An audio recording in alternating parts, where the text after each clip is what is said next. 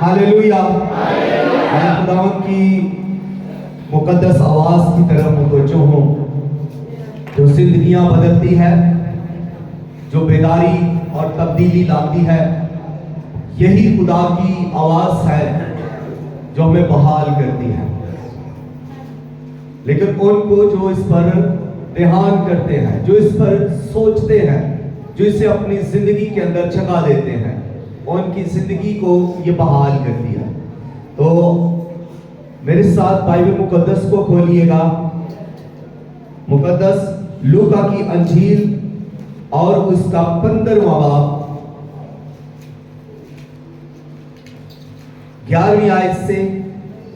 Passage थोड़ा सा लंबा है, जहां लिखा है खोया हुआ बेटा। 11वीं आयत, फिर उसने कहा कि किसी शख्स के 2 बेटे थे। उनमें से छोटे ने बाप से कहा, ऐ बाप, माल का जो हिस्सा मुझको पहुंचता है मुझे दे दे। उसने अपना माल मुता उन्हें बांट दिया। और बहुत दिन ना गुजरे कि छोटा बेटा अपना सब कुछ जमा करके दूर दराज मुल्क को रवाना हुआ और वहां अपना माल बदचलनी में उड़ा दिया। और जब सब खर्च हो चुका तो उस मुल्क में काल पड़ा और वो मुहताज होने लगा। फिर उस मुल्क के एक बाशिंदा के हां जा पड़ा।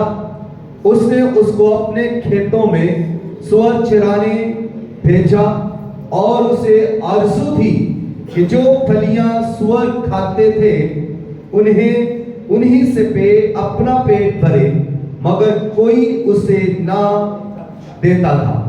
फिर उसने होश में आकर कहा, मेरे बाप के बहुत से मजदूरों को इफरात से रोटी मिलती है और मैं यहाँ भूखा मर रहा हूँ। मैं उठकर अपने बाप के पास जाऊंगा और उससे कहूंगा, ऐ बाप, मैं आसमान का और तेरी नजर में गुनाहगार हुआ।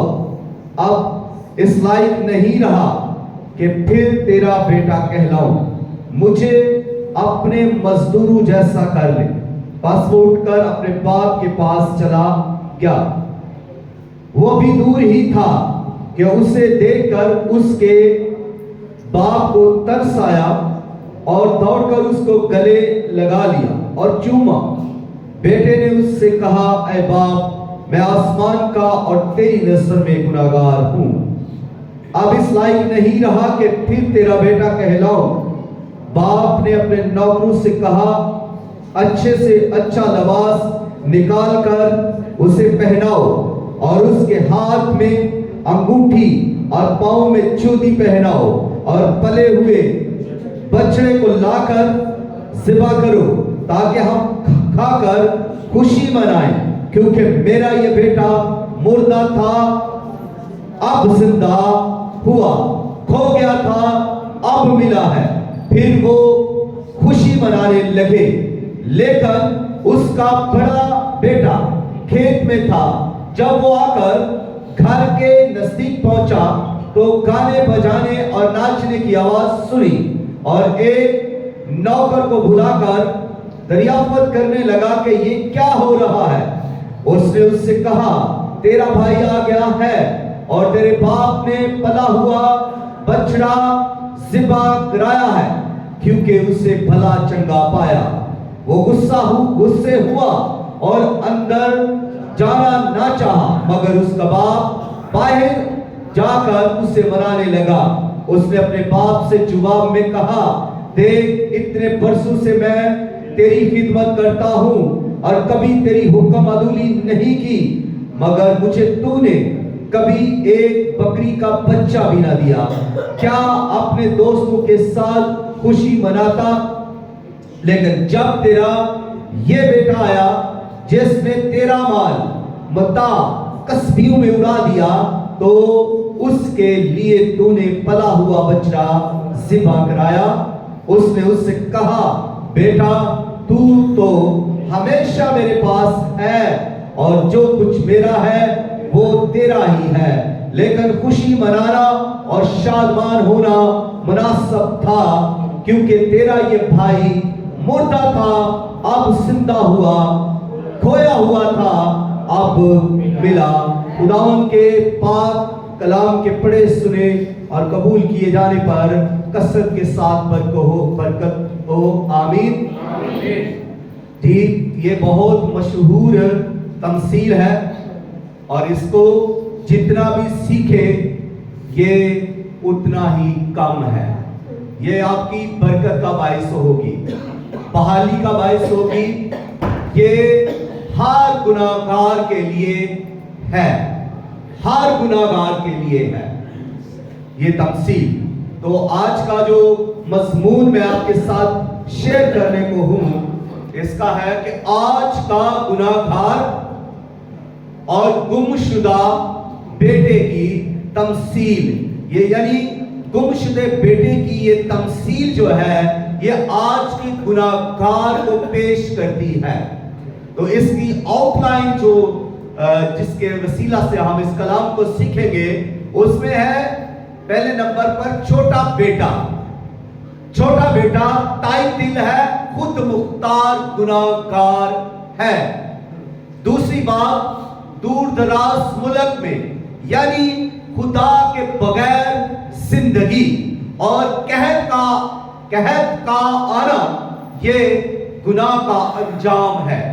اور صبروں کے ساتھ اس کا مطلب ہے آپ گناہ کی آخری حالت، اور ہوش میں آنا آج کے گناہگار کی امید یعنی توبہ کا پہلا قدم ہے۔ اور توبہ صرف رونا ہی نہیں، افسوس ہی نہیں کرنا، بلکہ واپس لوٹنا ہے۔ اور پھر اس کے بعد اگلا پوائنٹ ہے باپ کا دوڑنا، یعنی باپ کا اپنے بیٹے کی طرف دوڑ کر آنا۔ یہ آج بھی خدا گناہگار کے لیے انتظار کرتا ہے۔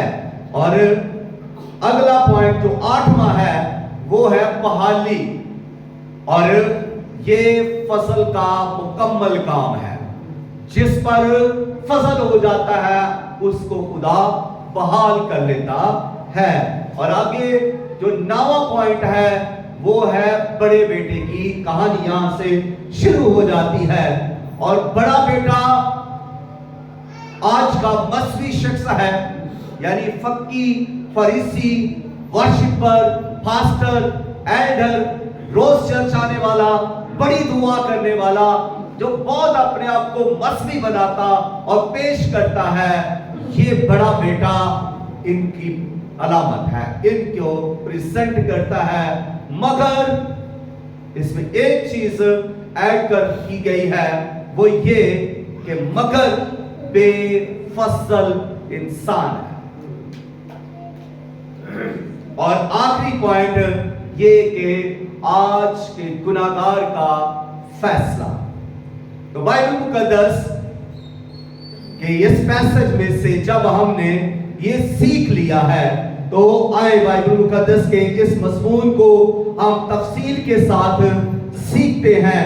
تو جب ہم خداوند یسوع مسیح کی خدمت کے تعلق سے سیکھتے ہیں، اناجیل میں پڑھتے ہیں، خداوند یسوع مسیح نے جب خدمت کا آغاز کیا تو خداوند یسوع مسیح نے باپ کے توہل سب کے سامنے ہیکل کے اندر جب یہ کہا کہ خداوند کا روح مجھ پر ہے، اور اسی وقت سے خداوند یسوع مسیح نے خوشخبری دینا شروع کی اور خدمت کا آغاز کر دیا۔ روح القدس سے معمور یسوع ناصری اپنے جگہ جگہ لوگوں کے ساتھ گاؤں گاؤں شہر شہر پھرتے ہوئے بیماروں کا شفا دے رہے ہیں، کمزوروں کو بحال کر رہے ہیں، اور اندھوں کو آنکھیں دے رہے ہیں، اور مردوں کو زندہ کر رہے ہیں، اور جب تعلیم دے رہے ہیں تو یہی فقی، فریسی، شرع کے عالم اور معلم جو اس وقت کے تھے وہ یسوع की तालीम से नाखुश थे, वो मुखालफत कर रहे थे। और इसके अलावा खुदावंद यीशु मसीह एक और बड़ा काम कर रहे थे, और वो कोई भी दूसरा नहीं कर रहा था। शिफा तो यीशु मसीह दे रहे थे, बदरूहे तो यीशु मसीह निकाल रहे थे, अंतों को, लंगड़ों को और असमुर्दा को यीशु मसीह ने शिफा तो दी। लेकिन इसके साथ एक और अजीम और बड़ा काम खुदावंद यीशु मसीह ये कर रहे थे कि वो गुनाहगारों से दोस्ती कर रहे हैं, गुनाहगारों से मोहब्बत कर रहे हैं, गुनाहगारों के साथ खा पी रहे हैं, गुनाहगारों के साथ रफाकत रख रहे हैं, शराकत रख रहे हैं, गुनाहगारों को सीने से लगा रहे हैं। और यही बात इन मसीही ठेकेदारों को पसंद न आई। यही बात जो यीशु मसीह की शराकत और मोहब्बत गुनाहगारों के लिए है, उन लोगों को नापसंद है, और इसी की वो मुखालफत कर रहे हैं। जब यीशु मसीह ने इनकी इस मुखालफत को देखा तो एक तमसील कही, और वो तमसील यही है, खोया हुआ बेटा, गुमशुदा बेटा। और ये आज का गुनाहगार भी है, ये वो सिर्फ बेटा ही नहीं बल्कि आज की ये बेटी भी है, आज का ये बेटा भी है, आज का इंसान चाहे वो किसी भी जगह से ताल्लुक रखता है, आज का इंसान अगर वो गुनाह कर रहा है, अगर वो गुनाह में डूबा हुआ है, अगर वो खोया हुआ है, अगर वो अपने गुनाह में लापता है, खुदा से दूरी इख्तियार किए हुए है और गुनाह पर गुनाह कर रहा है, तो वो शख्स गुनाहगार शख्स है और उसको जरूरत है कि वो खुदा की तरफ आए, तौबा करे। और ये कहानी जो है ये सिर्फ कहानी ही नहीं बल्कि ये वाज़ेह तौर पर पैगाम दे रही है कि खुदा गुनाहगार की तौबा पर खुश होता है। खुदा बोलिएगा, गुनाहगार की तौबा पर खुश होता है। अगर कोई अपने आप को गुनाहगार मान ले, जैसे अमसाल की किताब में 28वें बाब और उसकी 13वीं आयत के अंदर लिखा है कि जो कोई भी अपने गुनाहों का इकरार करेगा, इकरार करके उनको फिर तर्क करेगा, छोड़ देगा, उस पर खुदा की रहमत होगी। तो ये तमसील खोए हुए बेटे की, गुमशुदा बेटे की तमसील जो उस वक्त खुदावंद यीशु मसीह ने उन फकीरों फरीसियों के सामने, शरा के आलमों के सामने जब ये बयान की तो उनके होश उड़ गए। और इस तमसील में उस खुदावंद यीशु मसीह ने कुछ यूं फरमाया कि एक शख्स था, और एक शख्स जो है वो किसकी नुमाइंदगी करता है? हम रूहानी तौर पर बाइबल के मुताबिक अगर हम इसको देखें तो वो शख्स जो नुमाइंदगी कर रहा है, जो बाप है, वो हमारे ईमान के मुताबिक, कलाम मुकद्दस के मुताबिक खुदा बाप है। जैसे बाप बेटे से मोहब्बत करता है, और यहाँ कई बाप बैठे हैं, कई माएं बैठी हैं। माँ बाप का जब बाप की तरफ का लफ्ज बोल रहा हूं तो इसमें माएं भी शामिल हैं, क्योंकि वो भी अपने बच्चों से वैसे मोहब्बत कर रही होती हैं जैसे बाप मोहब्बत करता है। तो बाप बेटे के लिए मोहब्बत रखता है, बाप बेटे के लिए ऐसा जज्बा रखता है कि बेटे के लिए वो चाहता है कि मेरा बेटा सबसे हसीन नजर आए, मेरा बेटा सबसे ज्यादा जाज़िब नजर हो और मेरे बेटे की सबसे ज्यादा इज्जत हो। बाप की ये ख्वाहिश होती है कि मेरा बेटा सबसे ज्यादा बाप बरकत हो। बाप की ये ख्वाहिश होती कि मेरा बेटा सबसे ज्यादा तरक्की करे, कामयाब हो, और मेरा बेटा सबसे ज्यादा रूहानी हो, और मेरा बेटा सबसे आगे हो। हर बाप की ये ख्वाहिश है। और यहाँ पर जो बाप है जिसके लिए खुदा यीशु मसीह ने कहा कि एक शख्स था जिसके 2 बेटे थे। अब मुशर्रफ बेटा अकेला ही नहीं है, बल्कि उस शख्स के, उस आदमी के, उस बाप के 2 बेटे थे। और जो पहला बेटा जिसको तफसील से बयान किया जा रहा है, हालांकि दोनों को तफसील से ही बयान किया जा रहा है, लेकिन ज्यादा लोग मुशर्रफ बेटे से वाकिफ है। लोग इस कहानी को, इस तमसील को मुशर्रफ बेटे के नाम से ही लेते हैं। लेकिन यहां पर जब इस शख्स के 2 बेटे हैं, तो मैं दोनों बेटों को आज यहां आपके सामने तफसील से ही बयान करने की कोशिश करूंगा। तो पहला बेटा जो है वो मुशर्रफ बेटा है। नाम इसका मुशर्रफ नहीं है। सुन लीजिएगा, बास लोग इसको समझते हैं कि शायद इसका नाम मुशर्रफ है, इसका नाम तो लिखा ही नहीं। ना छोटे बेटे का नाम लिखा गया है, ना बड़े बेटे का नाम लिखा गया है, ना बाप का नाम लिखा गया है। क्यों? कि कहने वाला बड़ा तना है। क्या कह मिसाल तमसील किसने कही है? यीशु मसीह ने। तो वो बड़ी हिकमत वाला है, वो बड़ा तनाश है। और उसने जब ये तमसील कही है, तो इस तमसील में उसने दुनिया के हर बाप को इसके अंदर ले लिया है। गरीब बाप को भी ले लिया है, अमीर बाप को भी ले लिया है, झोंपड़ी में रहने वाले बाप को भी ले लिया है, और महल में रहने वाले बाप को भी ले लिया है। और जब बेटे की बात हुई, तो बेटों को, छोटे बेटे को भी ले लिया, बड़े बेटे को भी ले लिया। मतलब ये कि हर तरह के बेटे को, चाहे वो नाफरमान है, चाहे वो फरमाबरदार है, चाहे वो छोटा है, चाहे वो बड़ा है, चाहे वो गोरा है, चाहे वो काला है, उस बेटे को इस तमसील के अंदर खुदा यीशु मसीह ने ले लिया। तो जो छोटा बेटा है, इसके बारे में ये है कि ये कहता है कि बाप, जो मेरा हिस्सा माल मता में से मुझे पहुंचता है, मुझे दे दे।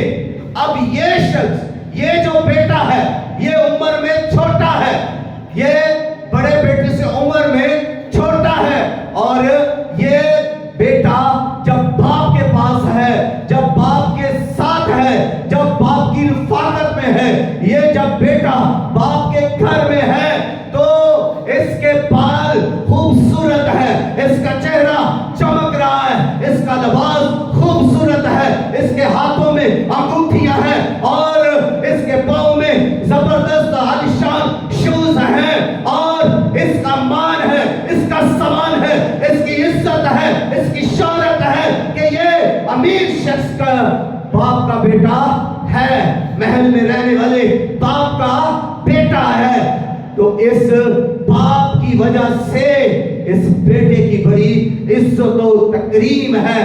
दोस्तों में, रिश्तेदारों में, हर जगह इसकी इज्जत है, इसका रुतबा है, इसकी शान है, क्योंकि ये बाप के साथ है, ये बाप के साथ रहता है, ये बाप के साथ इसकी रुफाकत है। और बाप इसके नाज नखरे उठा रहा है, बाप इसकी जरूरतों को पूरा कर रहा है, बाप इसकी ख्वाहिशों को पूरा कर रहा है, बाप इसके लिए वो सब कुछ कर रहा है जो इसकी जरूरत है, जो इसकी खुशी है, जो इसको आगे बढ़ने के लिए चाहिए, बाप इसे प्रोवाइड कर रहा है। और आज का बाप भी यही कर रहा है। अगर वो बाप ये कर रहा है, तो आज का बाप, गरीब बाप भी अपनी बेटी के लिए ये सब कुछ कर रहा है। वो मेहनत कर रहा है, वो रात को भी अगर उसको मेहनत करनी पड़ती है, तो अपनी बेटी के लिए, अपने बेटे के लिए वो काम करता है, वो मेहनत करता है, अपनी बेटी की खुशी के लिए, अपने बेटे की खुशी के लिए, अपने बेटे की कामयाबी के लिए,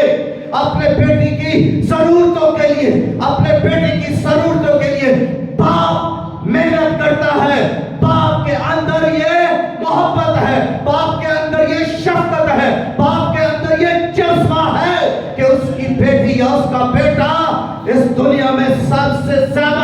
عزت والا ہو, زیادہ شہرت والا ہو, زیادہ کامیاب ہو اور زیادہ پراسپیرس ہو. یہی خواہش ہے ہر باپ کی. یہاں بیٹھے ہوئے باپ جتنے بھی ہیں, کسی ایک سے بھی پوچھے, اس کے اندر یہی جذبات ہیں, یہی خواہشیں ہیں. اسی کے لیے وہ دن رات کام کر رہا ہے. باپ اپنے بیٹے کے لیے چھڑکے بھی کھا لیتا ہے, باپ اپنے بیٹے کے لیے بدنامی بھی اٹھا لیتا ہے, باپ اپنے بیٹے کے لیے کئی بار معیار سے گرے ہوئے کام بھی کر جاتا ہے, اس لیے کہ اس کا بیٹا کامیاب ہو, اس کا بیٹا یا اس کی بیٹی کو یہ کام نہ کرنے پڑے. یا اس حد تک بھی باپ چلا جاتا ہے, کیونکہ یہ باپ کی محبت ہے, یہ باپ کی شفقت ہے. تو اس باپ کی شفقت سے یہ بیٹا جو اس کے ساتھ تھا, اس کی شفقت باپ کی اس کے ساتھ تھی, اس کی محبت باپ کی اس کے ساتھ تھی, اور باپ کا تجربہ بھی اس کے ساتھ تھا. جو تجربہ باپ کے پاس ہے, جو نالج, جو حکمت باپ کے پاس ہے, وہ اپنے بیٹے کے ساتھ شیئر کرے گا. وہ جو کچھ نالج اس کے پاس ہے, جو معاشرے کے اندر سے تجربہ وہ اس نے لیا ہے, وہ اپنی بیٹی کے ساتھ, بیٹے کے ساتھ شیئر کرے گا, تاکہ میری بیٹی کو یا میرے بیٹے کو کبھی بھی نالائکی کی وجہ سے یا لا علمی کی وجہ سے گراوٹ کا سامنا نہ ہو.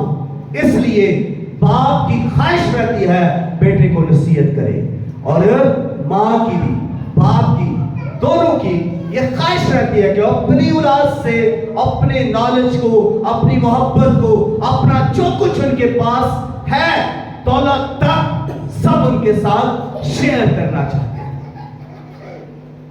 یہ ہے باپ کی محبت اور شفقت.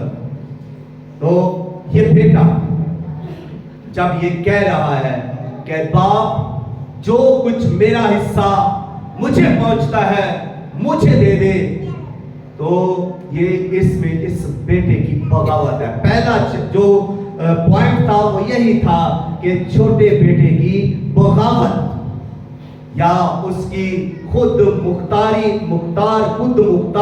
چھوٹا بیٹا خود مختار گناہ گار. تو اس کو دوسری بات یہ کہہ کہ اس کی یہ بغاوت ہے باپ کے خلاف. اس نے ایک بار بھی یہ نہیں سوچا کہ میرے باپ نے مجھے کتنے خوبصورت لباس پہنائے ہیں آج تک, کتنی میری خواہشیں میرے باپ نے پوری کی ہے, اور کس طرح میرا باپ ہمیشہ میری رفاقت میں رہ کر خوش رہا اور مجھے بھی خوش رکھا. ایک بار بھی اس نے نہیں سوچا. اس نے دولت پر نگاہ کی, اس نے دولت کو مانگ لیا, اور اس نے اپنی عیش و عشرت کے لیے یہ سب کیا, اپنی خواہشوں کو پورا کرنے کے لیے. بیٹے کے اندر کچھ خواہشیں پیدا ہو گئی, نالائق خواہشیں پیدا ہو گئی, کیونکہ اس کی دوستی کچھ دوستوں کے ساتھ تھی. رنگینی نیا وہ چاہتا تھا, عیش و عشرت کی زندگی وہ چاہتا تھا, اور وہ شاید یہ چاہتا تھا کہ اس گھر سے باہر میرے لیے بہت کچھ ہے, بہت حسین زندگی ہے.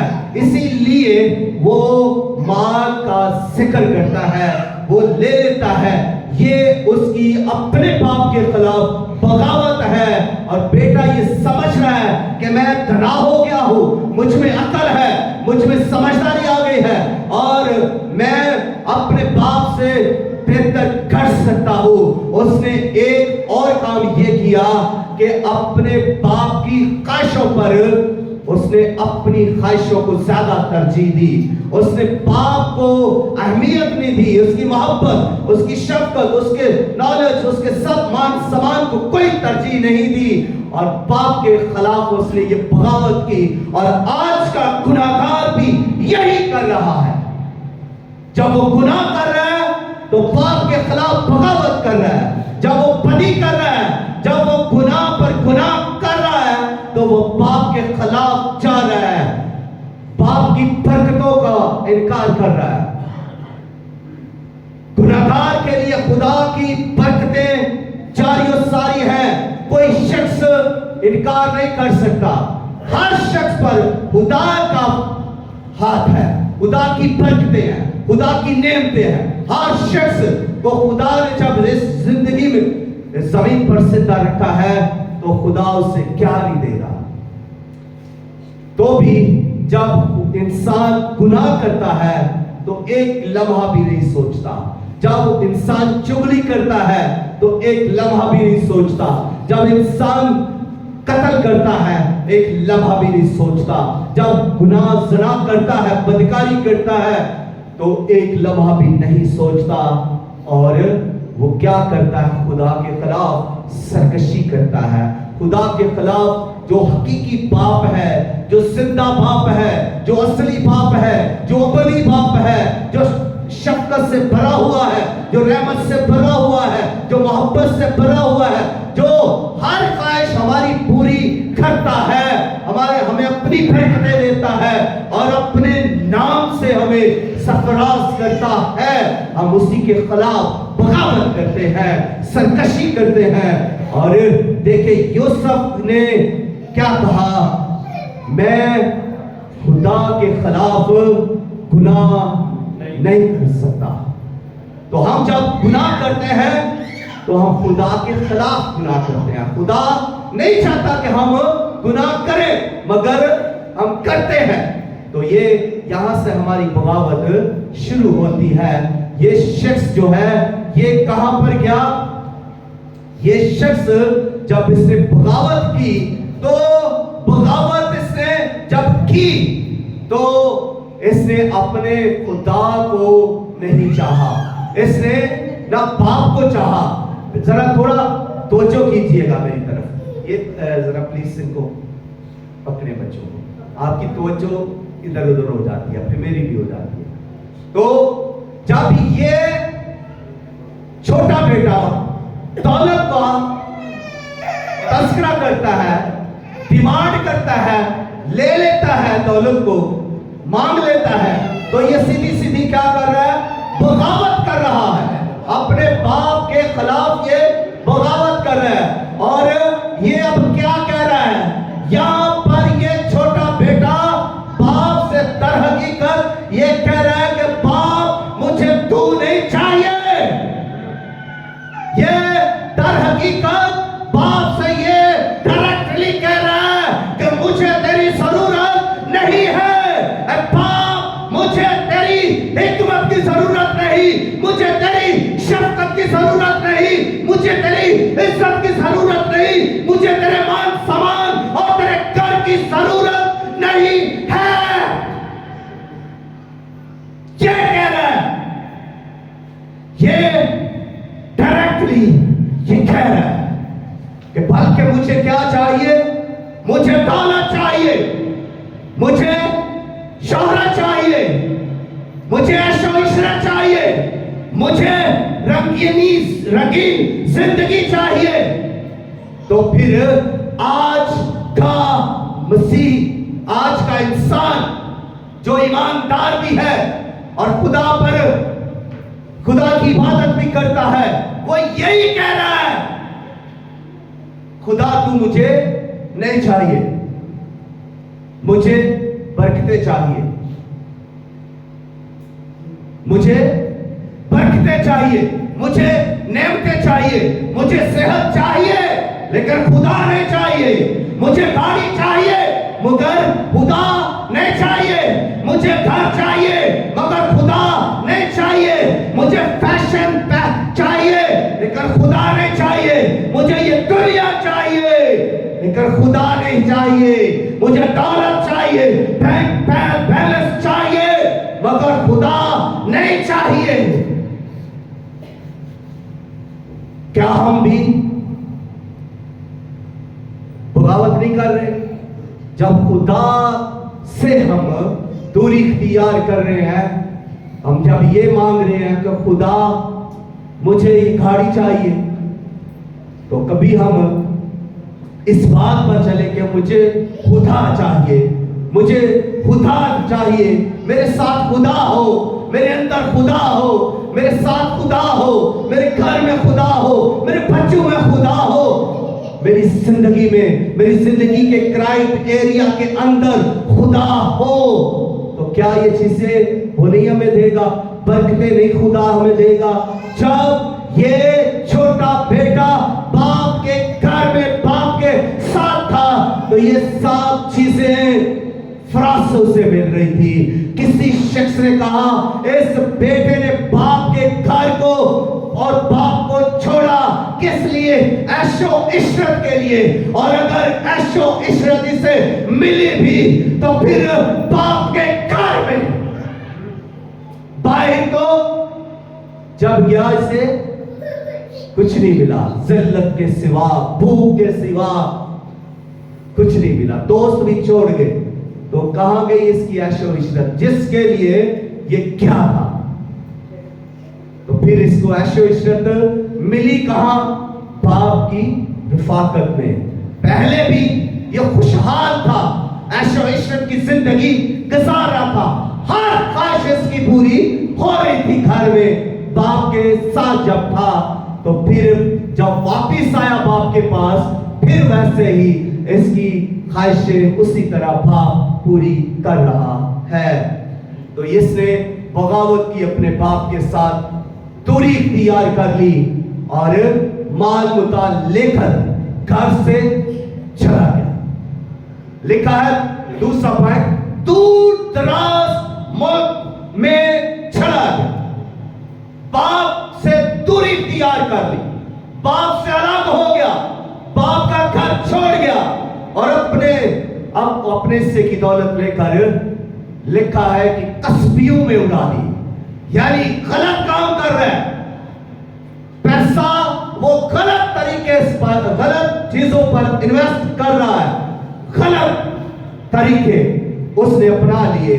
और जब ये सब किया, उसने दोस्तों के साथ मजे उड़ाए, कुछ टाइम उसने खाया पिया और पैसा खत्म हुआ, माल खत्म हुआ। जब सब कुछ खत्म हो गया तो अब दोस्त छोड़ने लगे, अब वो खाने वाले दोस्त छोड़ने लगे, वो साथ रहने वाले दोस्त अलग होने लगे। अब उसकी हालत जरा गौर फरमाइएगा, अब उसकी हालत जब दूर दराज मुल्क के अंदर है, पैसा खत्म हो चुका है, माल खत्म हो चुका है, हालत ये है कि बाल अब बिखरने शुरू हो गए हैं, फड़के आ गए हैं, चेहरे की रंगत उड़ने लगी है और तन्हाई ने घेर लिया है और तरीकी ने उसे दबोच लिया है। अब मायूसियां उस पर छा गई है, उदासियां उस पर छा गई है, तन्हाइयों ने उसे जकड़ लिया है। अब आंसू आ गए, वो खूबसूरत आंखें जो बाप के साथ चमकती थी अब रो रही है, अब वो आंखें उदास हैं और वो बाल जिनको हर रोज शैम्पू किया करता था अब उनमें खाक पड़ी हुई है और वो कंघी भी नहीं हो रही। अब बाल बिखर चुके हैं, हालत उसकी ना गुफ्ता पे है। अब उसकी हालत पर तो तरस ही आता होगा क्योंकि उसके अब उसको सब छोड़ गए हैं। तो अब उसके पास वहां पर जनाब के पास कोई हुनर तो था नहीं, ना उसने कोई डॉक्टरी का कोर्स किया बाप के महल में रहकर, ना उसने कोई काम सीखा, ना कोई हुनर सीखा, ना कोई नक्शा बनाना सीखा, ना कोई उसने कैंचियों को काम सीखा, कोई काम नहीं आता था जब वो बाप के घर में था। इतनी सहूलतें थी। अब जब बाप से दूर है तो काम तो उसे आता नहीं और फिर पैसा भी कोई नहीं है। अब उस मुल्क में एक और काम हुआ कि काल भी वहां पर पड़ गया और जब काल पड़ गया है तो दूसरे लोग तो जिनके पास पहले मौजूद है वो भी तो गुजर बसर कर रहे होंगे, लेकिन इसके पास तो वो सब खत्म हो चुका है। तो ये कैसे करेगा? اور کام بھی نہیں کر سکتا، تو پھر بڑی مشکل سے اگلا پوائنٹ یہ آتا ہے کہ جب یہ خدا سے دور دراز ملک کے اندر ہے اور قید پڑا ہوا ہے، مختاری کی حالت میں آ گیا ہے، محتاج ہے، تو یہ کیا ہے کہ پھر یہ خدا سے بہت دور ہے. اور ایسے زندگی جو ہے، ایسا انسان وہ ہے جو خدا سے دور ہے، یعنی خدا کے بغیر زندگی جس میں خدا نہ ہو، جس میں خدا کی برکتیں نہ ہو، جس پر خدا کا فضل نہ ہو. یہ ایسا انسان ہے، ایسی زندگی ہے، ایسا شخص ہے، ایسا گناہگار ہے جو باپ سے دوری اختیار کرتا ہے. اور ایسی حالت میں کون دعا کرتا ہے؟ دعا سے بھی دوری، خدا سے بھی دوری، کلام سے بھی دوری، اور خدا کی مرضی سے بھی دوری. تو جو کوئی خدا کے پاس رہتا ہے، خدا پر ایمان رکھتا ہے، وہ کیا کرتا ہے؟ وہ کلام بھی پڑھتا ہے، وہ دعا بھی کرتا ہے، وہ خدا کی مرضی پر بھی چلتا ہے، تو وہ خدا کی حضوری میں رہتا ہے. تو یہ شخص جو چھوٹا بیٹا ہے، اب یہ کہاں پر ہے؟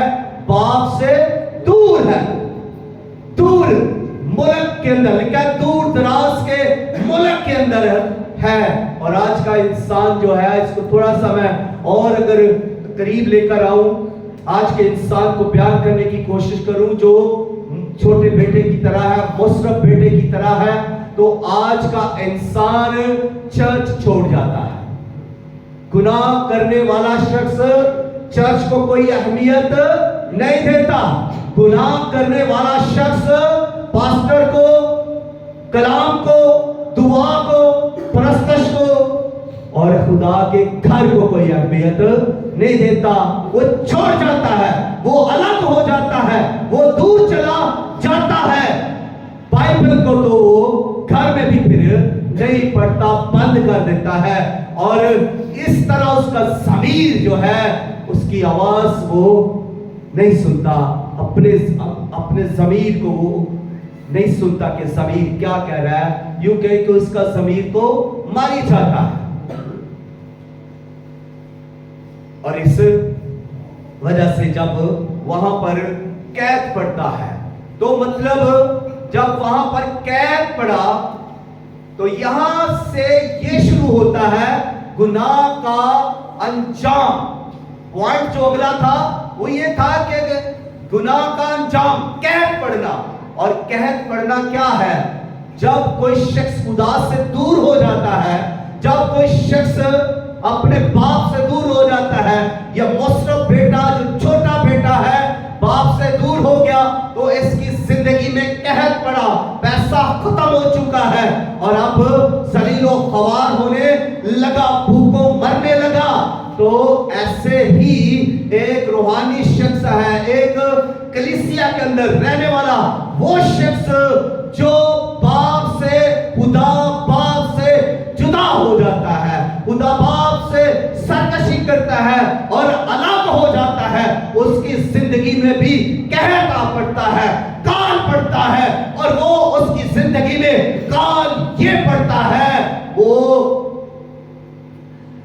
اس کا دل قحط میں مبتلا ہو جاتا ہے. یعنی اس کی زندگی کے اس اندر، اس کے دل کے اندر سکون نہیں رہتا. وہ خوشی کو ڈھونڈتا ہے لیکن خوشی نہیں ہوتی اس کی زندگی کے اندر. وہ اس کی زندگی کے اندر اب قحط پڑ گیا ہے، خوشی کا، برکت کا قحط پڑ گیا، کال پڑ گیا ہے. اب وہ برکتیں ڈھونڈ رہا ہے لیکن برکتیں نہیں ہیں. اب وہ خوشیاں ڈھونڈ رہا ہے لیکن خوشیاں نہیں ہیں. اب وہ رفاقت ڈھونڈ رہا ہے لیکن نہیں ہے. تو یہ کیا ہے؟ روحانی طور پر بھی کال یا قحط پڑ جاتا ہے. صرف مالی طور پر نہیں، دنیاوی طور پر بھی کال پڑتے ہیں دنیا کے اندر، لیکن روحانی طور پر بھی انسان کی زندگی کے اندر کال پڑ جاتا ہے. سب کچھ ہے, جاب ہے مگر سکون نہیں ہے, پیسہ ہے مگر کیا ہے, اس کو انجوائے نہیں کر سکتے, پیزے کھائیں گے سکون نہیں, زندگی کے اندر کچھ نہیں. یہ سب اچھے کپڑے پہن لیں گے لیکن زندگی کے اندر بے چینی ہے, پیسہ ہے مگر نیند نہیں ہے. تو یہ سب کیا ہے, روحانی طور پر انسان کی زندگی کے اندر بھی کال پڑ گیا ہے. کئی لوگوں کو آپ نے دیکھا ہوگا کہ نیند نہیں آ رہی, ان کے پاس حالانکہ پیسہ بھی ہے, جاب بھی ہے, بچے بھی ہے, سب کچھ ہے, لیکن کیا ہے کہ نیند نہیں آ رہی, بے چینی ہے, چین نہیں آ رہا. تو یہ کیا ہے, روحانی قحط پڑ چکا ہے. تو پھر گڑبڑ ہے یہ کہ ہم خدا سے دور ہیں, اور اس کال کو ختم کرنے کے لیے ہمیں باپ کی طرف آنا پڑے گا. یہاں سے نکلیں گے, باپ کی طرف آئیں گے, تو پھر چین بھی آئے گا, نیند بھی آئے گی, اور خوشی بھی ملے گی, اور برکت بھی ملے گی. تو یہ اس شخص کے لیے تھا. اب یہ اس کے پاس صرف روپیہ پیسہ ہی ختم نہیں ہو گیا تھا, دوست اسے چھوڑ کر چلے گئے تھے, اب اس کا دل بھی بے قرار تھا, بے چین تھا. اب یہ روحانی طور پر تو بالکل مردہ تھا, کیونکہ اس کا اقرار باپ نے بھی کیا کہ یہ مر گیا تھا, اب یہ زندہ ہوا. تو یہ روحانی طور پر مر چکا تھا. جو انسان خدا سے دوری اختیار کر لیتا ہے, جو شخص بھی خدا سے الگ ہو جاتا ہے, وہ چاہے پڑھا لکھا ہو, چاہے ان پڑھ ہو, چاہے امیر ہو, چاہے غریب ہو, اگر اس نے خدا سے دوری اختیار کی ہوئی ہے تو وہ روحانی قحط کے اندر آ جائے گا. اس کی زندگی میں روحانی قحط ضرور پڑے گا, اور اس کی حالت یہاں تک ہے, یعنی گناہ کی آخری حالت یہاں تک ہے کہ اب وہ کہاں پر ہے جی, دور دراز ملک میں. تو دور دراز ملک غیر قوموں کے اندر رہ رہا ہے, اپنے وہاں پر نہیں ہے.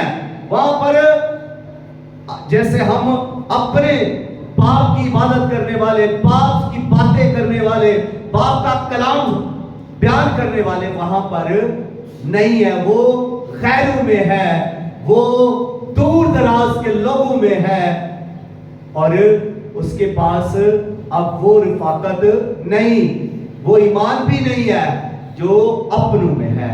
تو جو ایمان ہمارے اندر ہے, ایک ایمان ہے, اور ہمارا باپ ایک باپ ہے, اور ہمارے پاس اس باپ کا کلام بھی ایک ہے, اور اس کا روح جو ہم میں کام کر رہا ہے ایک ہی ہے, اور اس کا بیٹا جو ہمارے لیے اس دنیا میں آیا تاکہ ہمیں نجات دے ایک ہی ہے.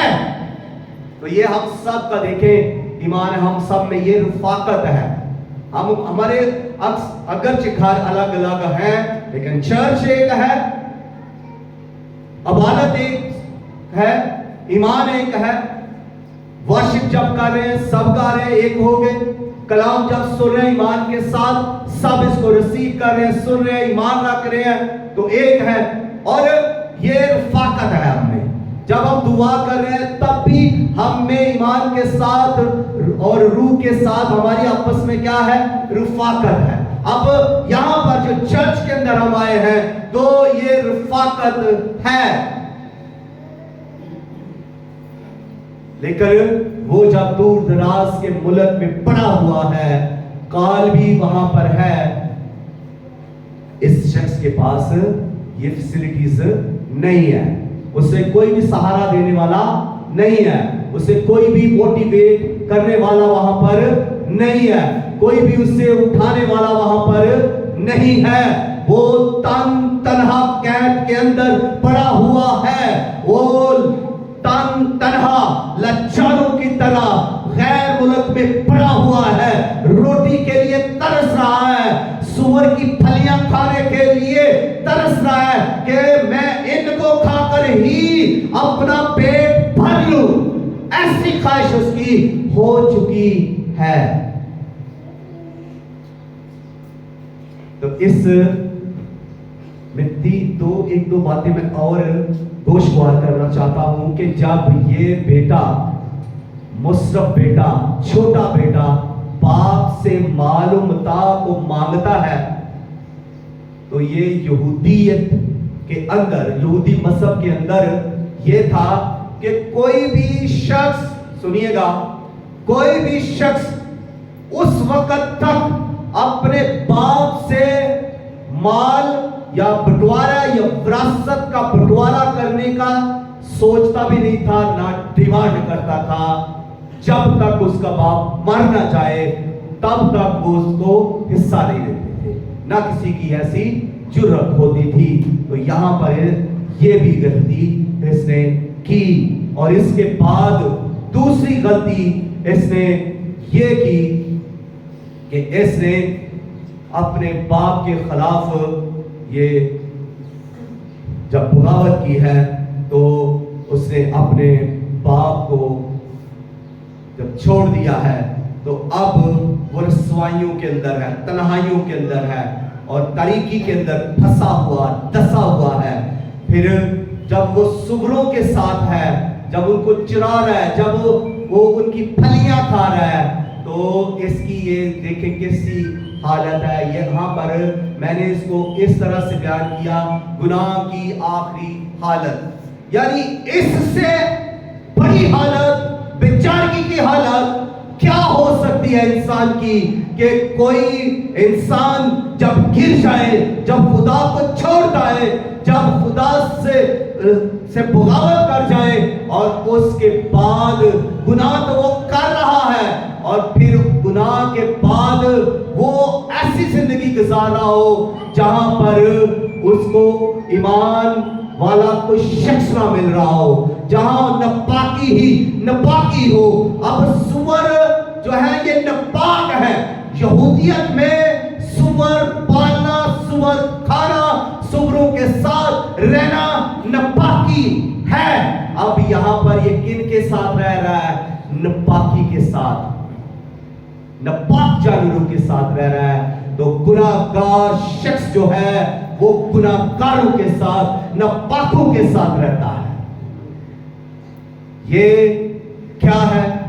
یہ گناہ کی آخری حالت ہے، جو ایک تو وہ گناہ کر رہا ہے، دوسرا وہ گناہ کرنے والوں کی صحبت میں ہے۔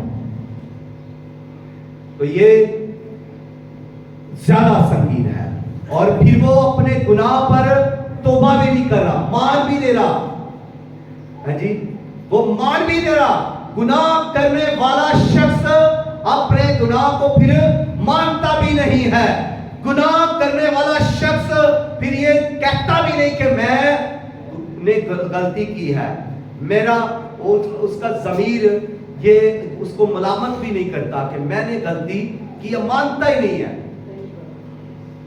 یہ گناہ کی کتنی سنگین حالت ہے، کتنی مطلب کہہ لیں کہ آخری حالت ہے۔ اور پھر اس کے بعد یہاں سے آخری حالت سے اب یہاں سے اس کا توبہ کا آغاز ہوتا ہے۔ اب کہاں سے؟ جب یہ کہتا ہے، جب کہ بائبل کہتی ہے کہ اب وہ ہوش میں آ کر، جب وہ ہوش میں آیا، کیسے ہوش میں آیا؟ جب اس نے اپنی سراؤنڈنگ کو پہچان لیا، جب اس نے سوروں کو پہچان لیا، جب اس نے سوروں کی پھلیوں کو پہچان لیا، جب اس نے اپنے اس ملک کو جہاں پر وہ رہ رہا تھا وہاں اس سارے سینیریو کو پہچان لیا، تو یہاں یہ ہوش میں آ رہا ہے۔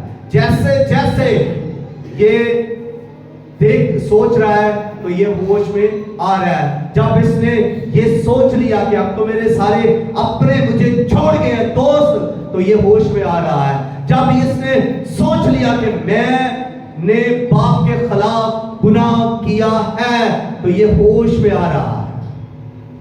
یہاں سے اس کی توبہ کا پہلا قدم جو ہے وہ شروع ہو چکا ہے کہ اب अब वो होश में आकर कह रहा है कि मैंने यहाँ पर भूखा मर रहा हूँ। अब वो जब ये कह रहा है तो होश में आ रहा है। जब वो ये कह रहा है कि मेरे बाप के घर में मेरे बाप के मजदूर मुझसे ज्यादा फराज से अच्छा खाते हैं, ये होश में आ रहा है। इसकी आंखें खुल रही है, इसका ज़हन खुल रहा है, इसका दिल खुल रहा है। यहाँ पर ये मुकम्मल तौर पर होश में आ रहा है और ये अब सोच रहा है कि मैंने जो कुछ किया गलत किया, मैंने जो कुछ भी किया बाप के खिलाफ जो बगावत की ये गलत किया, मान रहा है इसको। अब ये होश में जब आ रहा है तो कह रहा है कि मैं बाप के पास जाऊंगा। ये होश में आ रहा है, ये कहूंगा कि मैं तेरा बेटा कहलाने का हकदार नहीं। ये होश में आ रहा है, मुझे अपने नौकरों जैसा ही कर ले। ये होश में आ रहा है और यहां से इसकी ये तौबा स्टार्ट हो चुकी है। अब इसके अंदर क्या काम कर रहा है?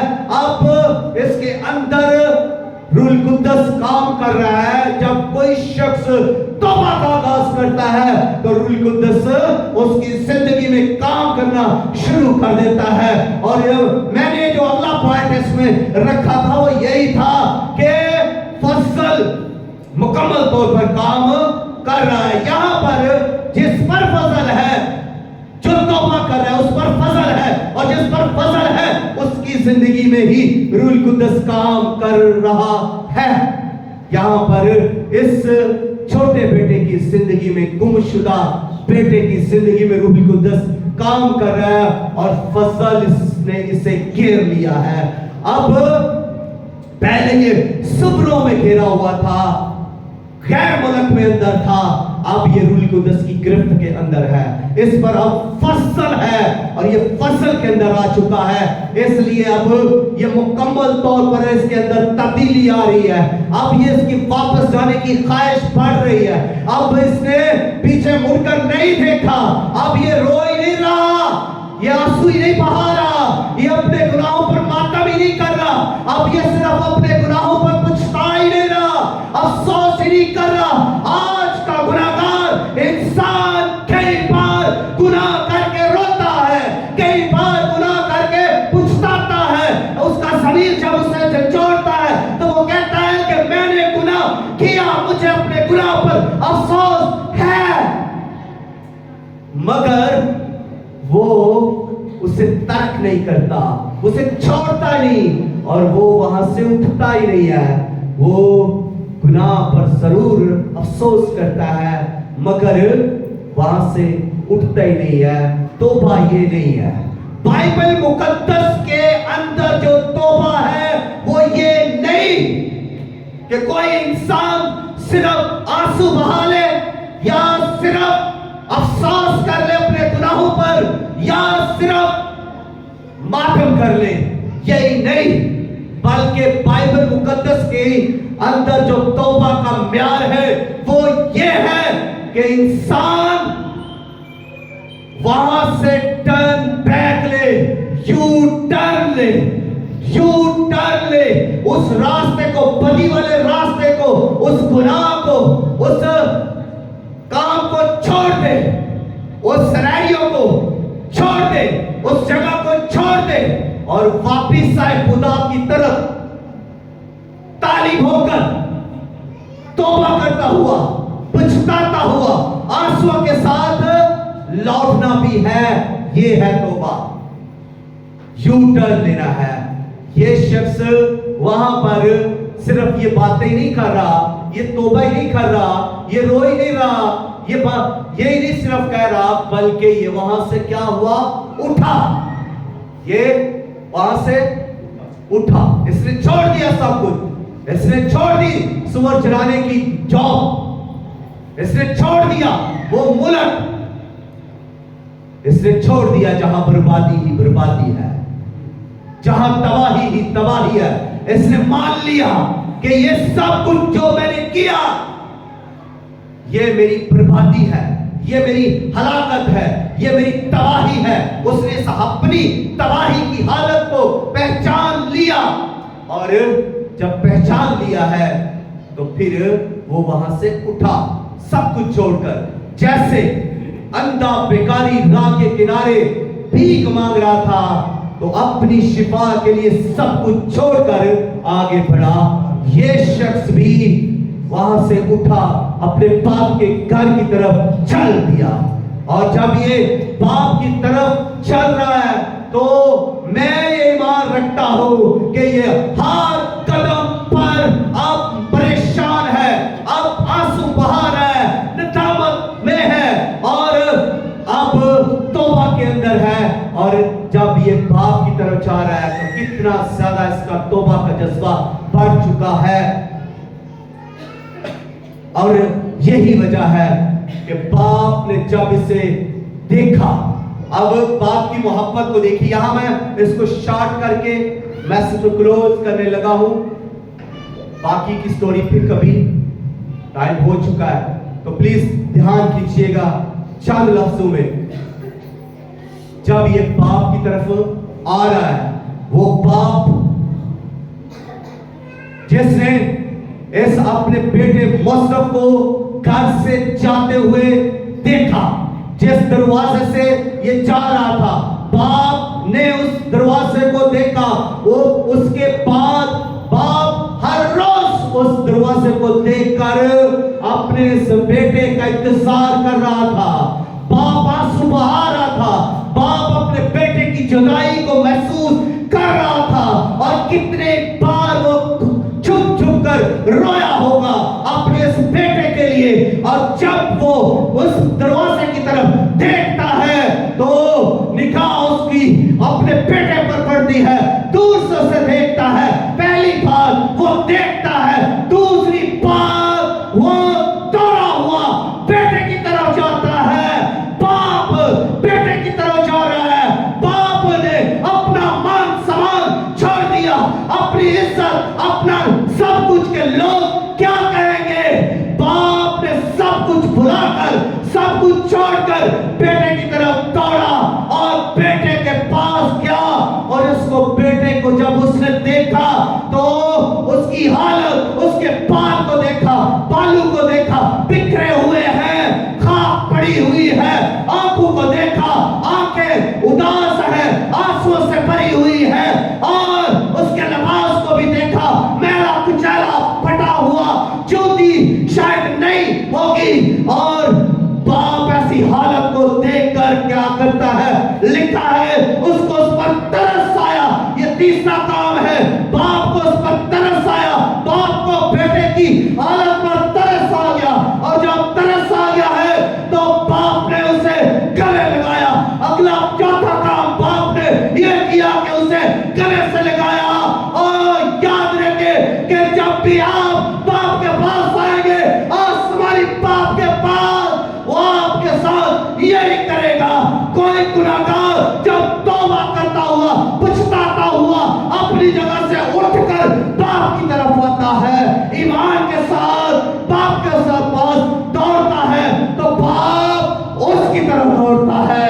وہ آسمانی باپ, لشکروں کا خدا, قدوسوں پر حق, زندہ جو شفقت سے کھڑا ہوا ہے, جو پجرا شفقت رکھتا ہے, وہ دوڑتا ہے اپنے بیٹے کی طرف. وہ گناہگار کی توبہ پر خوش ہوتا ہے. اور جب اسے وہ دوڑتا ہے تو پھر وہ کیا کرتا ہے, رحم. اگلا کام رحم. اس پر اس نے رحم کیا, ترس کیا. جو کوئی بھی باپ کے پاس آئے گا توبہ کرتا ہوا جھک جائے گا, باپ کا ترس اس پر ہوگا, باپ کا رحم اس پر ہوگا. باپ اسے جب رحمت سے قبول کرے گا تو پھر بحالی ہوگی. اگلا کام جو پانچواں ہے وہ کیا ہے, کیا ہوا, باپ کی محبت میں جوش مارا. باپ کی محبت یہ ہے کہ باپ نے کہا فوراً اسے اچھا سا لباس پہنایا جائے. حکم صادر ہو چکا ہے. جب آپ توبہ کرتے ہوئے باپ کے پاس آئیں گے, جب آپ پر رحم ہو جائے گا تو پہلا کام آپ کے لیے یہ ہوگا کہ آپ کو لباس دیا جائے گا. और फिर बाप ने कहा इसे अंगूठी पहनाई जाए, इख्तियार दिया जाएगा आपको। अंगूठी दी गई।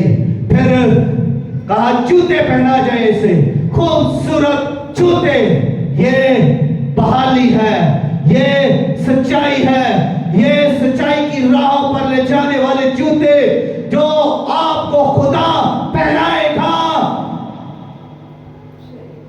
जब आप तौबा करते हुए उसके पास आइए। तो बाप आपको गले ही लगाएगा, खूबसूरत लिबास पहनाएगा, अंगूठी पहनाएगा, जूते पहनाएगा और अपनी बादशाही में, अपने घर में, अपनी फाकत में रखेगा। और यही बेटा जो ऐशो इशरत के लिए क्या था, ऐशो इशरत अब उसे फिर घर में ही मिली। खुदावंद इस कलाम के वसीला से हम सबको कसरत के साथ बरकत दे। आमीन।